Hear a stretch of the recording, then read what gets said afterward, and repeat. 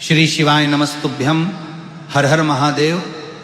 माताओं और बहनों, रक्षाबंधन के दिन भूल कर भी अपने मायके से ये 3 चीजें ससुराल लेकर ना आए।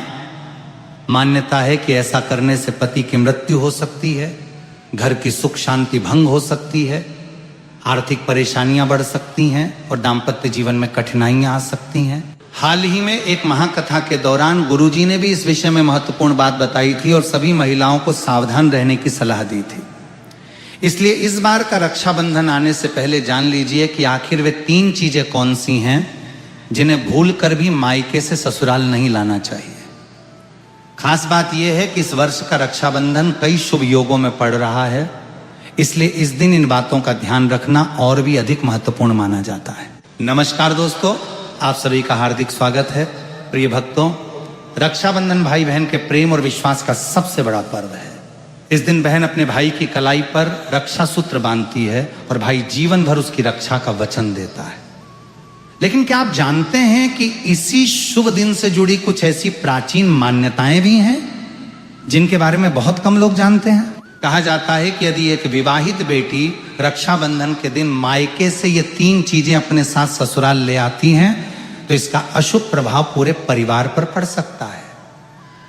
आखिर वे 3 चीजें कौन सी हैं, इनके पीछे क्या धार्मिक कारण बताए गए हैं और रक्षाबंधन 2026 पर किन बातों का विशेष ध्यान रखना चाहिए ताकि घर में सुख समृद्धि और मां लक्ष्मी की कृपा बनी रहे। लेकिन उससे पहले जानते हैं साल 2026 के रक्षाबंधन के बारे में। दोस्तों, रक्षाबंधन का ये पावन त्योहार हर साल सावन की पूर्णिमा को मनाया जाता है, लेकिन इस बार 2026 में बड़ी उलझन बनी हुई है। कोई कह रहा है कि राखी 26 अगस्त को बांधी जाएगी, तो कोई कह रहा है 27 अगस्त को, और कई लोग 28 अगस्त की बात कर रहे हैं। अब ऐसे में भाई बहन के मन में सवाल उठ रहे हैं, सही तारीख क्या है, शुभ मुहूर्त क्या है और भद्रा कब से कब तक है। तो दोस्तों, जरा भी कंफ्यूज मत होइए, क्योंकि आज की इस वीडियो में हम आपको बताएंगे रक्षाबंधन की सही तारीख, शुभ समय और भद्रा काल की पूरी जानकारी।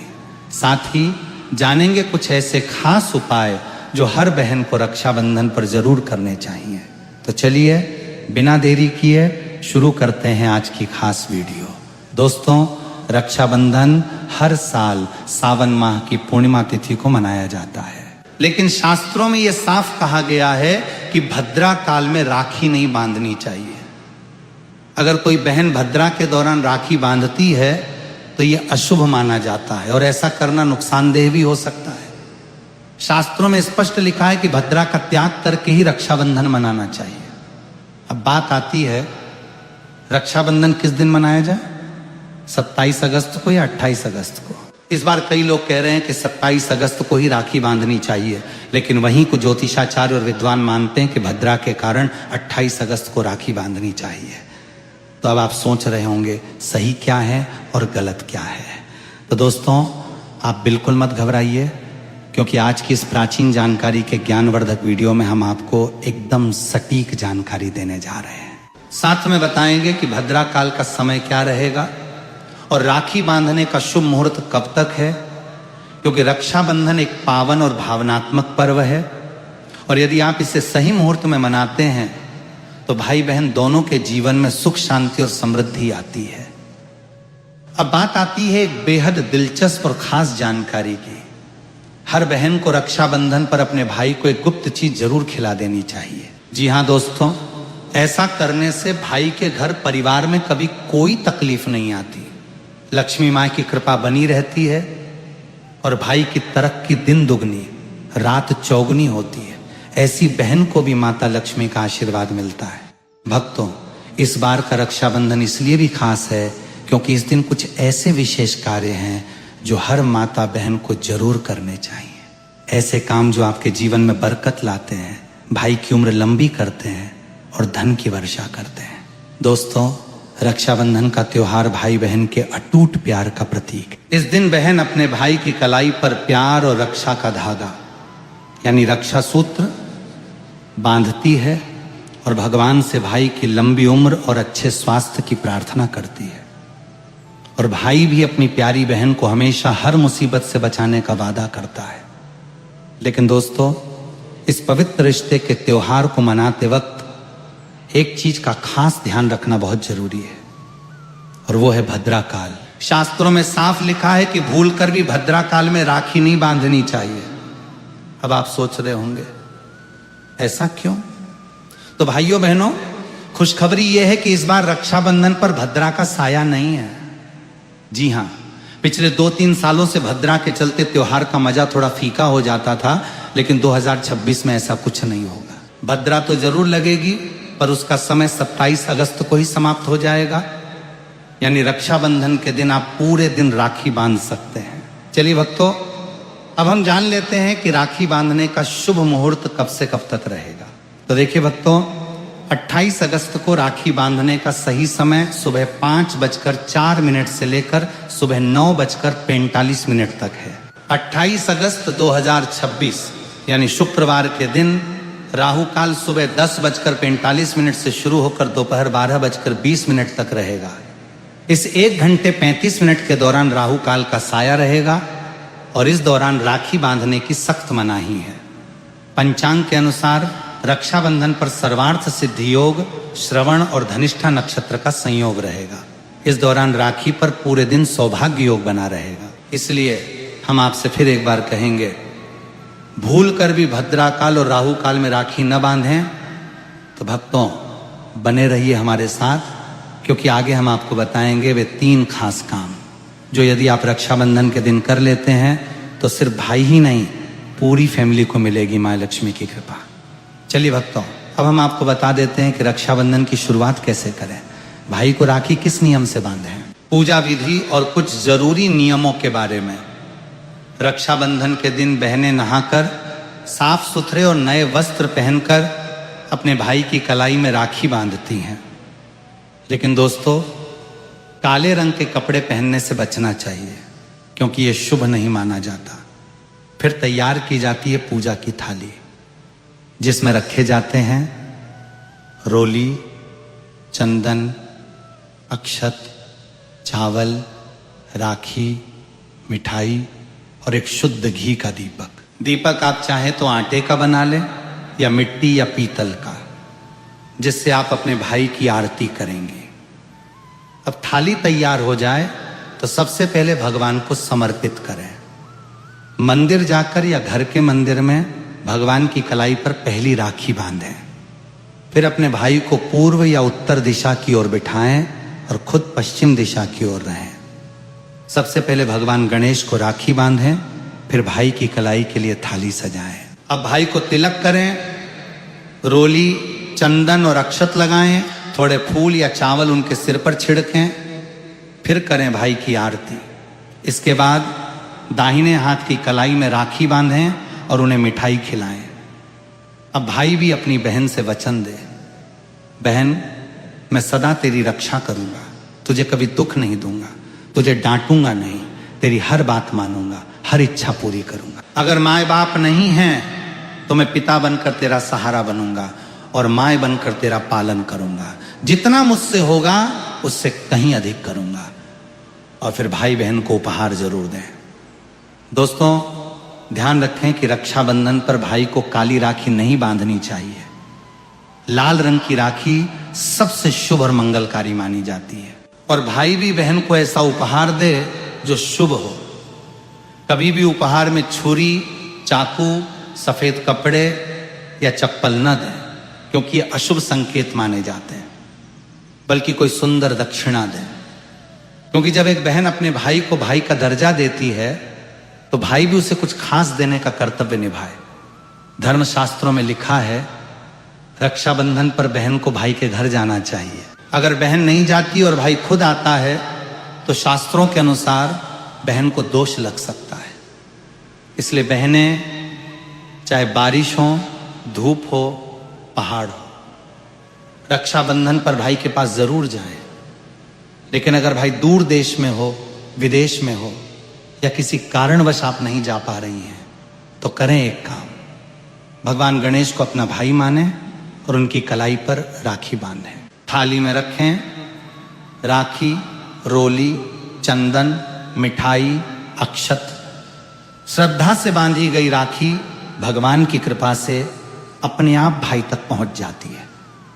ऐसी राखी सिर्फ एक धागा नहीं होती, वो ईश्वर का आशीर्वाद बन जाती है। तो दोस्तों, इस रक्षाबंधन को भूलिएगा नहीं।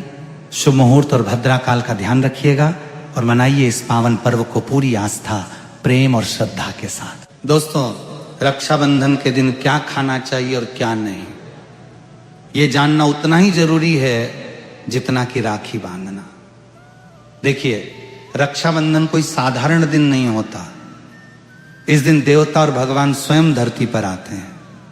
कहा जाता है कि ईश्वर भी इस दिन अपने भक्तों से राखी बंधवाने आते हैं और भाई की कलाई में उस दिन साक्षात भगवान का वास होता है।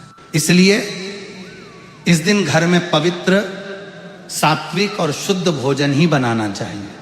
मतलब प्याज, लहसुन, मांस, शराब, सिगरेट, गुटखा, इन सब का त्याग कर देना चाहिए। अगर ऐसा कुछ खा लिया तो रक्षाबंधन का व्रत भी टूट सकता है और उस दिन की पवित्रता खंडित हो जाती है।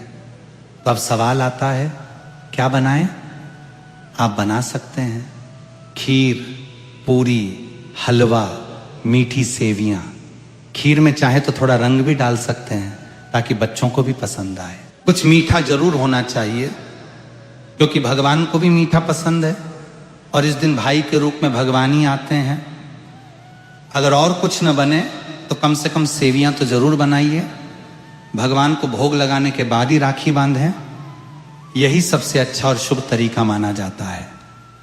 अब बात करें सब्जी की, तो रस वाले आलू, गोभी की सब्जी, केले की सब्जी, मटर या पनीर पुलाव और खीरे का रायता, ये सब बना सकते हैं। ध्यान रखिए, इस दिन पक्का भोजन ही बनाना चाहिए, यानी कढ़ाई चढ़ाकर बनाया हुआ भोजन, जिसे त्योहारों का भोजन कहा जाता है, क्योंकि ऐसा खाना माना जाता है कि ईश्वर स्वयं उसे ग्रहण करते हैं। अब जब भगवान को भोग लग जाए, राखी का मुहूर्त आ जाए और भाई की कलाई पर राखी बांध दी जाए, तभी बहन को अपना व्रत तोड़ना चाहिए। और हाँ, बहन को भाई को अपने हाथ से कुछ खिलाना भी चाहिए और भाई को भी चाहिए कि वो बहन को कुछ प्यार से खिलाए। इससे आपसी प्रेम बढ़ता है और भगवान भी खूब खुश होकर अपनी कृपा बरसाते हैं। भक्तों, अब बात कर लेते हैं, मायके से भूलकर भी कौन सी वस्तुएं हमें नहीं लानी चाहिए। भक्तों, शास्त्रों में कुछ ऐसी चीजों का वर्णन है जो पत्नी को अपने मायके से ससुराल कभी नहीं लानी चाहिए, वरना ये पति की बर्बादी का कारण बन सकती है। हो सकता है पति कंगाल हो जाए। बेटियों के लिए हर माँ बाप का सपना होता है कि उन्हें एक अच्छा ससुराल और प्यार करने वाला पति मिले, ससुराल में उनकी बेटी का मान सम्मान हो और ससुराल में खुशियां ही खुशियां हो। लेकिन कई बार माँ बाप रक्षाबंधन पर कुछ ऐसी गलतियां कर बैठते हैं जिसकी वजह से बेटी और उसके पति को जीवन भर दुख सहना पड़ता है। बेटी को दी गई कुछ चीजों के कारण उसके जीवन में खुशियों के बजाय दुख और दरिद्रता आने लगती है। आइए जानते हैं कि बेटी को कौन सी चीजें गलती से भी रक्षाबंधन पर नहीं देनी चाहिए। पहली, मिर्च। बेटी को रक्षाबंधन पर उसके ससुराल जाते वक्त कभी भी मिर्च न दें, इससे उसके शादीशुदा जीवन में कड़वाहट फैल सकती है। ऐसा माना जाता है कि बेटियों को मिर्च देने से उसके और उसके पति के रिश्तों में तकरार होती है। बेटी को फल या सूखे मेवे दे सकते हैं, यह शुभ माना जाता है। दूसरी, चूल्हा। लोग बेटी को गृहस्थी के लिए चूल्हा देते हैं, ऐसा कभी ना करें। चूल्हा देने से माना जाता है कि वे अपने परिवार में अपना चूल्हा अलग कर लेंगी। चूल्हे की बजाय आप अन्य घर गृहस्थी से जुड़ी दूसरी चीजें दे सकते हैं। तीसरी, तेज धारदार वस्तुएं। बेटी को भूल कर भी तेज धारदार वस्तुएं जैसे चाकू, कैंची आदि न दें। इसका मतलब होता है कि आप उसके रिश्तों में घुलने मिलने से रोक रहे हैं। आप अपनी बेटी को मीठी चीजें दे सकते हैं। चौथी, आचार। बेटी को रक्षाबंधन पर भूल कर भी आचार न दें, इससे उसके रिश्ते में खटास आ जाती है, जबकि आप खाने पीने की बाकी चीजें दे सकते हैं। पांचवी, काली वस्तुएं। वेद पुराणों और शास्त्रों में साफ साफ लिखा है कि रक्षाबंधन पर किसी भी माता पिता को अपनी पुत्री को उसके ससुराल जाते वक्त कोई भी काली वस्तु, काले कपड़े या कोई भी काला सामान नहीं देना चाहिए। इससे उसके जीवन में नकारात्मक शक्तियों का वास हो जाता है। छठी, ताला चाबी। दोस्तों, अक्सर देखा गया है कि रक्षाबंधन पर कई लड़कियां अपने मायके जाती हैं और वहां से अपने ससुराल नया ताला चाबी लेकर आती हैं। शास्त्रों में इस चीज की सख्त मनाही है। किसी भी लड़की को अपने मायके से ससुराल कोई भी ताला चाबी नहीं लाना चाहिए।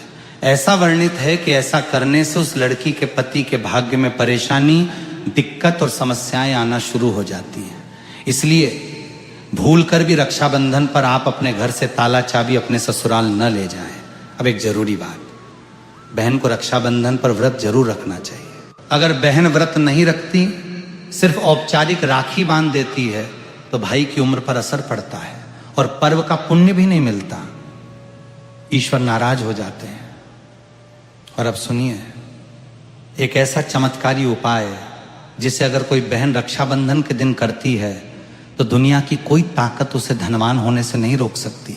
इस उपाय से भाई को ऊंचा पद मिल सकता है, सरकारी नौकरी लग सकती है, व्यापार चल निकलता है, भाई को कभी किसी की नजर नहीं लगती, कभी कोई दुर्घटना नहीं होती और सबसे बढ़कर भाई बहन का प्यार अमर हो जाता है। ये उपाय क्या है, ये हम अगले भाग में आपको जरूर बताएंगे। दोस्तों, आइए जानते हैं रक्षाबंधन के दिन का एक बेहद खास और चमत्कारी उपाय जो अगर बहन पूरे विश्वास से करें तो भाई की किस्मत बदल सकती है। सबसे पहले जब आप भाई को राखी बांध लें तो अपने हाथ में कुछ रुपए लेकर मुट्ठी बांध लें और उन पैसों को लेकर भाई के ऊपर से 7 बार उतारा करें। अब वे पैसे लेकर जाएं और एक और सुंदर सी राखी खरीदें। उस राखी को किसी धार्मिक पेड़ जैसे पीपल के वृक्ष पर बांध दें, वृक्ष पर तिलक करें, मीठा भोग अर्पित करें और पूरी श्रद्धा से वो राखी पेड़ को बांधें। मान्यता है कि ऐसा करने से भाई की हर प्रकार की बुरी शक्तियों से रक्षा होती है। राहु, शनि, पितृदोष, काल सर्प या गरीबी का दोष, कुछ भी उसका बाल भी बांका नहीं कर सकता। तंत्र शास्त्र के अध्याय में ये उपाय स्पष्ट लिखा गया है। रक्षाबंधन के दिन यदि ये किया जाए तो भाई को सफलता, समृद्धि और उन्नति मिलने लगती है। उसकी तरक्की दिन दुगनी और रात चौगुनी होती है। घर में इतना धन आता है कि गिनते गिनते थक जाएं और सबसे जरूरी, भाई बहन का रिश्ता और प्रेम अटूट बन जाता है। रक्षाबंधन साल में सिर्फ एक बार आता है और क्या पता यही साल आपके और आपके भाई के जीवन में बदलाव ला दे। विशेष रूप से ये पर्व विश्वास, प्यार और प्रेम का पर्व है जिसका वर्तमान समय में अत्यधिक महत्व है। इस पर्व का यह भी मानना है कि रक्षा सूत्र बांधते समय उच्च मंत्रों का जाप करना चाहिए और प्रेम सहयोग का वचन भी लेना चाहिए। मंत्र ध्यान से सुन लेना है, ये प्रभावशाली मंत्र है। भाई की कलाई पर राखी बांधते समय इस मंत्र का जाप करें। भाई बहन दोनों आपस में एक एक बार मंत्र जरूर बोलें। किस तरह बोलना है, ध्यान से सुने। था महालक्ष्मी नमः, क नमो भगवते वासुदेवाय नमः, श्री शिवाय नमस्तुभ्यम।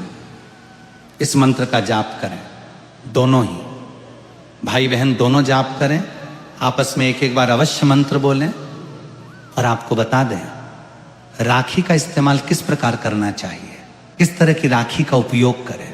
आपको प्लास्टिक आदि से जो त्वचा को नुकसान पहुंचाए हर हाल में बचना चाहिए, क्योंकि हमें पर्यावरण और व्यक्तियों को नुकसान न पहुंचाने के साथ शुद्धता और भावना की शुद्धता का भी ध्यान रखना है। रक्षाबंधन एक पवित्र पर्व है, इस कारण इसकी पवित्रता बनाए रखने के लिए खिलौने, प्लास्टिक या अन्य नुकसान पहुंचाने वाले पदार्थों से बनी राखी का प्रयोग नहीं करना चाहिए। रक्षा सूत्र के लिए रेशम का धागा, सूती धागा या फिर मौली धागे का प्रयोग सबसे शुभ माना जाता है। यदि संभव हो सके तो उसके अतिरिक्त चांदी या फिर सोने की भी राखी का उपयोग किया जा सकता है। दोस्तों, इस रक्षाबंधन पर भाई बहन के रिश्ते को और भी मजबूत करने के लिए कुछ और बातों का ध्यान रखना चाहिए। जैसे कि रक्षाबंधन के दिन भाई बहन को आपस में कभी भी झगड़ा नहीं करना चाहिए, क्योंकि इस दिन का हर क्षण पवित्र और शुभ माना जाता है। अगर इस दिन आपस में मनमुटाव हो जाता है तो ये पूरे साल के लिए अशुभ संकेत माना जाता है। इसलिए इस दिन हर बात को हंसते हंसते प्यार से सुलझाना चाहिए और एक दूसरे के प्रति सम्मान और स्नेह बनाए रखना चाहिए। साथ ही रक्षाबंधन के दिन भाई को भी कुछ विशेष नियमों का पालन करना चाहिए। भाई को चाहिए कि वो इस दिन शुद्ध सात्विक भोजन करे और किसी भी प्रकार के नशे या तामसिक चीजों से दूर रहे, क्योंकि इस दिन भाई की कलाई पर जो रक्षा सूत्र बंधता है वो भगवान के आशीर्वाद का प्रतीक होता है, और यदि भाई इस दिन कोई पाप करता है तो वो आशीर्वाद निष्फल हो सकता है। इसलिए भाई को इस दिन विशेष रूप से ध्यान रखना चाहिए कि वो किसी भी प्रकार के अशुभ कार्य में लिप्त न हो और अपनी बहन के प्रति अपने कर्तव्यों को पूरी निष्ठा से निभाए। एक और महत्वपूर्ण बात, रक्षाबंधन के दिन बहन को भाई के साथ मंदिर अवश्य जाना चाहिए और भगवान शिव, माता पार्वती और भगवान गणेश की पूजा करनी चाहिए। ऐसा करने से भाई बहन के रिश्ते में दिव्यता आती है और भगवान की कृपा से दोनों को जीवन में सुख समृद्धि प्राप्त होती है। इस दिन मंदिर में शिवलिंग पर जल चढ़ाना, बेलपत्र अर्पित करना और च नमः शिवाय मंत्र का जाप करना बेहद शुभ माना जाता है। इसके अलावा भगवान गणेश को राखी बांधना भी बहुत खास होता है, क्योंकि गणेश जी सभी बाधाओं को दूर करने वाले देवता माने जाते हैं। दोस्तों, रक्षाबंधन का ये पर्व न केवल भाई बहन के प्रेम का प्रतीक है, बल्कि ये समाज, परिवार और रिश्तों की मजबूती का भी प्रतीक है। इस दिन एक दूसरे को उपहार देने, मिठाई खिलाने और स्नेह बांटने की परंपरा सदियों से चली आ रही है। लेकिन आज के समय में जब भाई बहन अक्सर दूर दूर रहते हैं, वीडियो कॉल और डिजिटल माध्यमों से भी राखी बांधने की परंपरा निभाई जा रही है। हालांकि शास्त्रों में यह कहा गया है कि जब तक संभव हो भाई और बहन को एक साथ बैठकर ही राखी बांधनी चाहिए, क्योंकि इससे रिश्ते की गर्माहट और भावनात्मक जुड़ाव बना रहता है।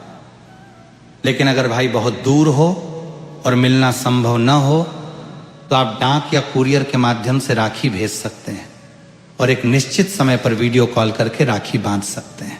इस दौरान भाई बहन को एक दूसरे को आशीर्वाद देना चाहिए और प्रेम का वचन देना चाहिए। इसके अलावा रक्षाबंधन के दिन कुछ विशेष दान पुण्य करने का भी विधान है। मान्यता है कि इस दिन यदि कोई व्यक्ति किसी जरूरतमंद को भोजन, वस्त्र या धन का दान करता है तो उसे भगवान का विशेष आशीर्वाद प्राप्त होता है। विशेषकर इस दिन गाय को हरी घास या चारा खिलाना, कुत्ते को रोटी देना और पक्षियों को दाना पानी देना बहुत पुण्यकारी माना जाता है। ऐसा करने से भाई की आयु लंबी होती है और परिवार में सुख समृद्धि का वास होता है। शास्त्रों में यह भी कहा गया है कि रक्षाबंधन के दिन बहन को अपने भाई को मिठाई खिलाने के बाद स्वयं भी कुछ मीठा खाना चाहिए और परिवार के अन्य सदस्यों को भी मिठाई बांटनी चाहिए। ऐसा करने से मिठास सिर्फ खाने में ही नहीं बल्कि रिश्तों में भी बनी रहती है। भक्तों, रक्षाबंधन का यह पर्व हमें सिखाता है कि रिश्ते कितने कीमती होते हैं और उन्हें कैसे निभाना चाहिए। इस दिन भाई बहन एक दूसरे के प्रति अपनी जिम्मेदारियों को याद करते हैं और उन्हें निभाने का संकल्प लेते हैं। इसलिए इस रक्षाबंधन को आप भी पूरी श्रद्धा और आस्था के साथ मनाएं और अपने भाई बहन के साथ इस पवित्र रिश्ते को और भी गहरा करें। हाँ, भद्रा काल और राहु काल का ध्यान अवश्य रखें और शुभ मुहूर्त में ही राखी बांधें ताकि आपको इस पर्व का पूरा पुण्य प्राप्त हो सके। दोस्तों, ये रक्षाबंधन विशेष है क्योंकि ये न केवल भाई बहन के अटूट प्रेम का प्रतीक है, बल्कि ये हमें हमारी संस्कृति, हमारे धर्म और हमारी परंपराओं से भी जोड़ता है। इस दिन भाई बहन एक दूसरे की खुशी के लिए भगवान से प्रार्थना करते हैं और अपने रिश्ते को मजबूत करने का संकल्प लेते हैं। तो चलिए इस रक्षाबंधन को एक नई शुरुआत के रूप में मनाएं, जहां प्रेम, विश्वास और सम्मान की डोर हर रिश्ते को मजबूती से बांधे हैं, क्योंकि उन्हें लगता है कि जिस दिन तिथि शुरू हो जाए त्योहार उसी दिन मना लेना चाहिए। लेकिन असली आधार सूर्योदय के समय की तिथि होती है। तो जरा ध्यान से सुनिए, 27 अगस्त को जब सूरज निकला होगा उस वक्त पूर्णिमा तिथि लगी ही नहीं थी, वह तो सूर्योदय के करीब 3 घंटे बाद शुरू हुई। जबकि 28 अगस्त को जब सूरज निकलेगा उस वक्त पूर्णिमा तिथि पूरी तरह मौजूद रहेगी और यह तिथि उस दिन सुबह करीब 9:45 बजे तक चलती रहेगी। यानी 28 अगस्त की सुबह ही वो असली उदया तिथि है, जिसके आधार पर देश भर के पंचांग रक्षाबंधन का त्योहार तय कर रहे हैं। तो दोस्तों, मैं आपको पूरे भरोसे के साथ बता रहा हूं, साल 2026 में रक्षाबंधन 28 अगस्त शुक्रवार के दिन ही मनाया जाएगा। इसमें किसी तरह के दुविधा वाले मामले की गुंजाइश नहीं बचती। बस तिथि की यह छोटी सी बारीकी समझनी जरूरी थी। अब बात करते हैं उस डर की जो हर साल रक्षाबंधन के आसपास लोगों के मन में अपने आप घर कर जाता है, भद्रा का डर। दोस्तों, धार्मिक मान्यताओं के अनुसार भद्रा को एक ऐसा समय माना गया है जिसमें कोई भी शुभ, मांगलिक या नया काम शुरू करने से बचना चाहिए।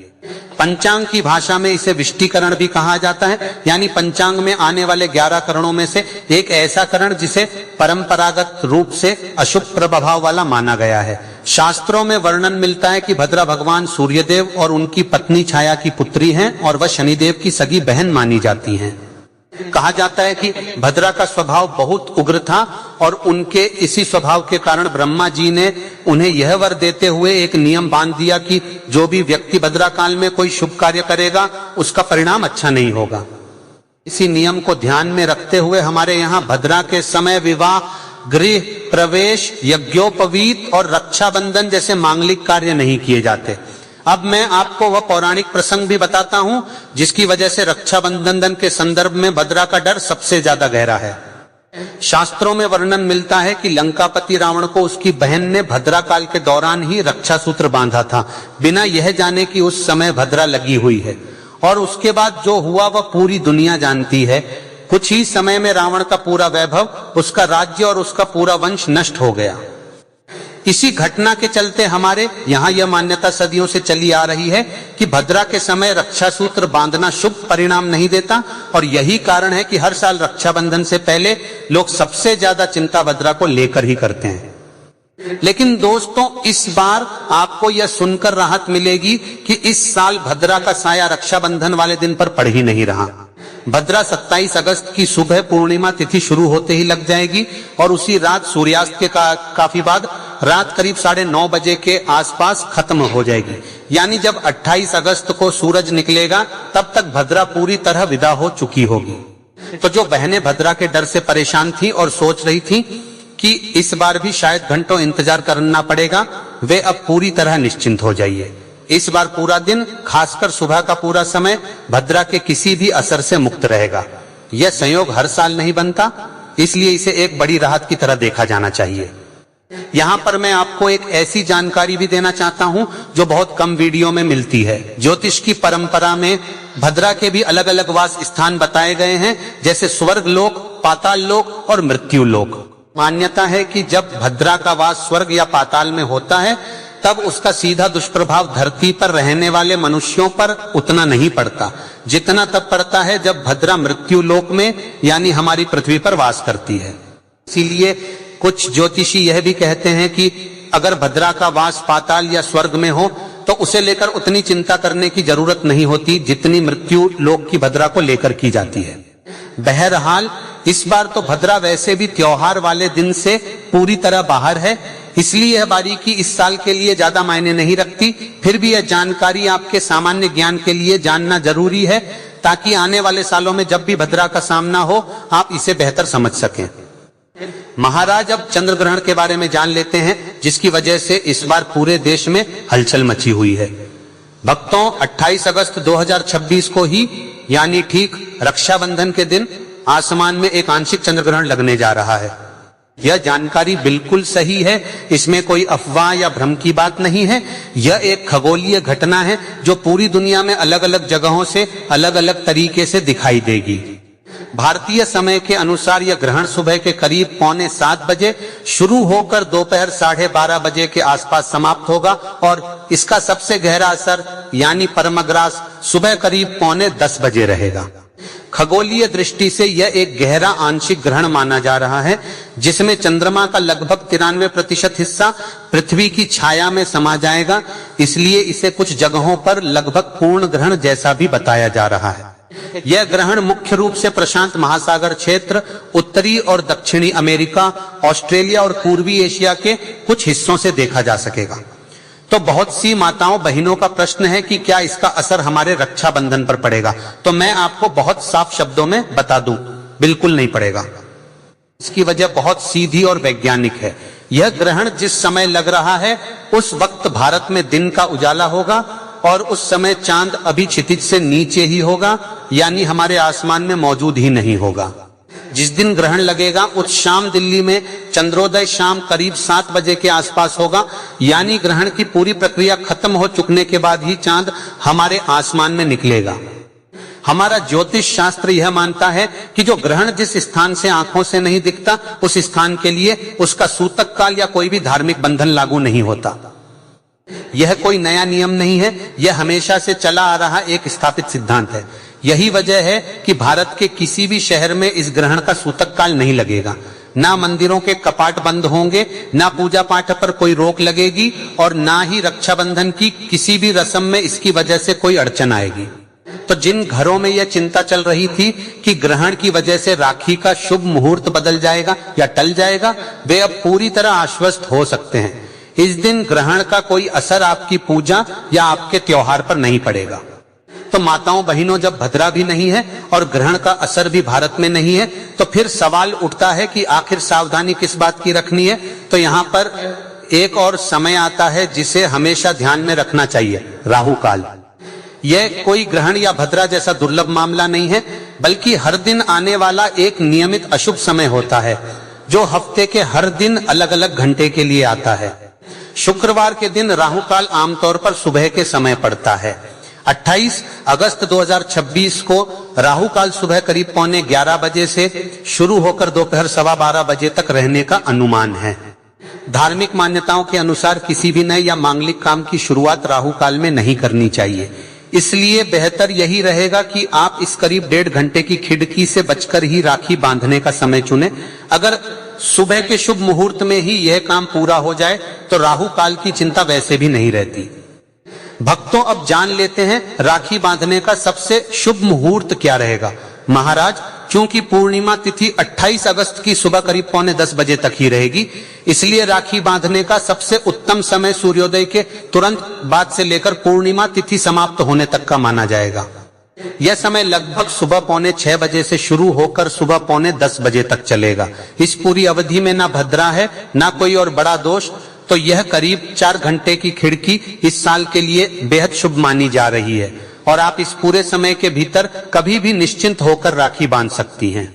अगर किसी वजह से आप इस सुबह वाले मुहूर्त में राखी नहीं बांध पाती तो घबराने की बिल्कुल भी जरूरत नहीं। उदया तिथि होने के कारण पूरा दिन ही त्योहार के लिए मान्य रहता है। बस राहु काल वाले 1.5 घंटे को छोड़कर आप दोपहर बाद यानी अपराह्न काल में भी राखी बांध सकती हैं। बस इतना ध्यान रखिए कि जल्दबाजी में समय का दबाव मत बनाइए।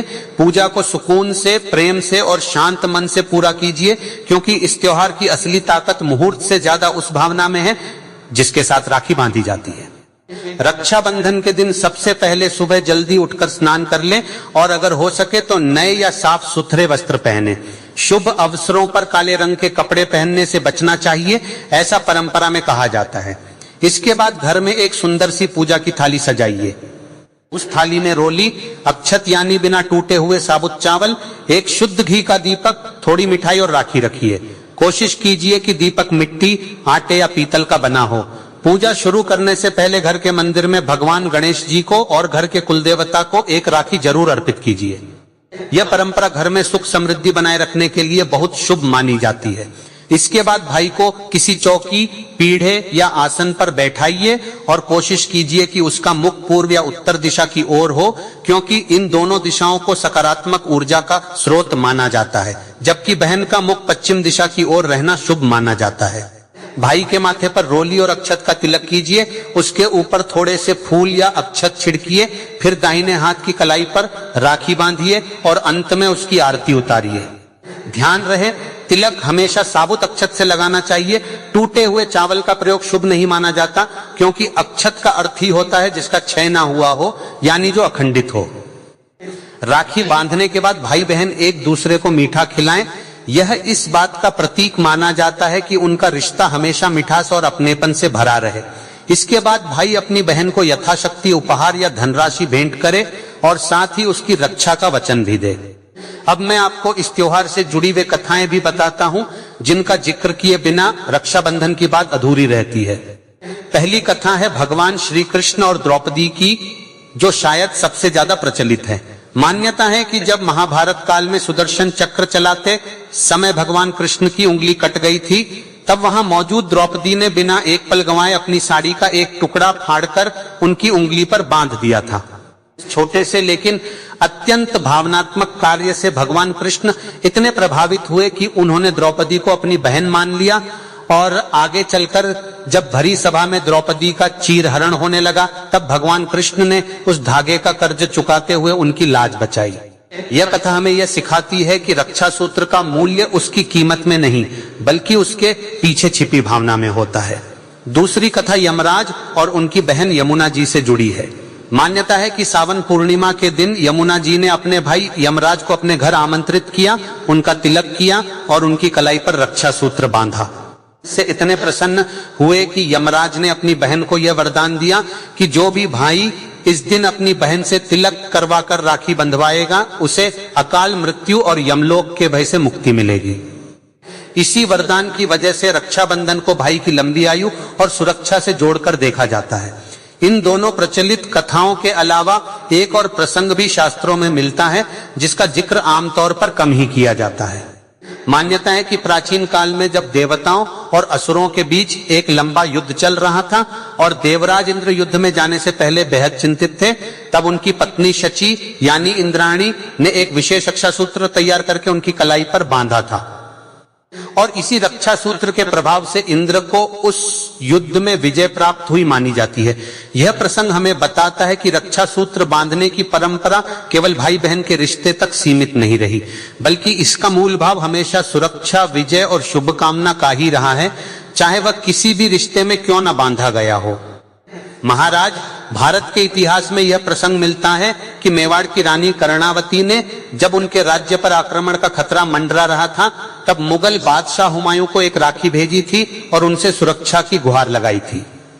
कहा जाता है कि हुमायूं ने उस राखी का मान रखते हुए अपनी सेना भेजने का फैसला किया था। यह घटना ऐतिहासिक स्रोतों में अलग अलग तरीके से दर्ज है और इसकी पूरी सत्यता पर इतिहासकारों में मतभेद भी रहे हैं, लेकिन यह प्रसंग इस बात का प्रतीक जरूर बन गया कि रक्षा सूत्र की डोर धर्म, जाति और राज्य की सीमाओं से भी ऊपर उठकर रिश्तों और भरोसे को जोड़ने की ताकत रखती है। माताओं बहनों, कुछ छोटी छोटी बातों को जान लेते हैं जिनका ध्यान रखना रक्षाबंधन के दिन जरूरी माना जाता है। पहली बात, तिलक करते समय भाई का सिर कभी खाली नहीं रहना चाहिए। सिर पर रुमाल, टोपी या कोई कपड़ा जरूर होना चाहिए। ऐसा ना करने पर पूजा अधूरी मानी जाती है। दूसरी बात, राखी हमेशा दाहिने हाथ की कलाई पर ही बांधी जाती है, बाईं कलाई पर राखी बांधना उचित नहीं माना जाता। तीसरी बात, राखी का रंग हमेशा शुभ रंगों जैसे लाल, पीला, गुलाबी या सुनहरा होना चाहिए। काले रंग की राखी से परहेज करना चाहिए। चौथी बात उपहार से जुड़ी है। भाई अपनी बहन को कभी भी नुकीली चीजें जैसे चाकू, कैंची या काले सफेद कपड़े उपहार में नहीं देते, बल्कि सुंदर वस्त्र, मिठाई, आभूषण या कुछ धनराशि भेंट करना शुभ माना जाता है। पांचवी बात भोजन से जुड़ी है। इस दिन घर में सात्विक भोजन बनाना ही उत्तम रहता है, जैसे खीर, हलवा, मीठी सेवियां या पूरी, और लहसुन, प्याज, मांस या मदिरा जैसी चीजों से इस दिन दूरी बनाना बेहतर रहता है। छठी बात यह है कि जब तक बहन अपने भाई को राखी नहीं बांध देती, तब तक कुछ परिवारों में यह परंपरा है कि बहन अन्न ग्रहण नहीं करती। इसे भाई के प्रति स्नेह और समर्पण का प्रतीक माना जाता है। और आखिरी बात, राखी बांधते समय पूजा में जल्दबाजी ना करें। हर रस्म को शांत मन और पूरी श्रद्धा के साथ निभाएं, क्योंकि हड़बड़ी में की गई पूजा का वह असर नहीं होता जो सुकून से की गई पूजा का होता है। महाराज, कुछ उपाय भी बताता हूँ जिन्हें कई परिवारों में पीढ़ियों से अपनाया जाता रहा है। हालांकि इन्हें मानना या ना मानना पूरी तरह आपकी अपनी श्रद्धा पर निर्भर करता है। पहला उपाय यह है कि राखी बांधने के बाद बहन अपनी मुट्ठी में कुछ रुपए जैसे 11, 21 या 51 रुपए लेकर भाई के सिर से पैर तक 7 बार वार कर उतारे। मान्यता है कि इससे भाई के ऊपर से नजर दोष और नकारात्मक ऊर्जा दूर होती है। इसके बाद उन्हीं पैसों से एक राखी और खरीदी जाए और उस राखी को किसी पीपल, बरगद या शमी के पेड़ पर बांध दिया जाए। पेड़ पर रोली का तिलक लगाकर, दीपक जलाकर और मीठा भोग अर्पित करके भाई की लंबी उम्र और सुरक्षा की प्रार्थना की जाए।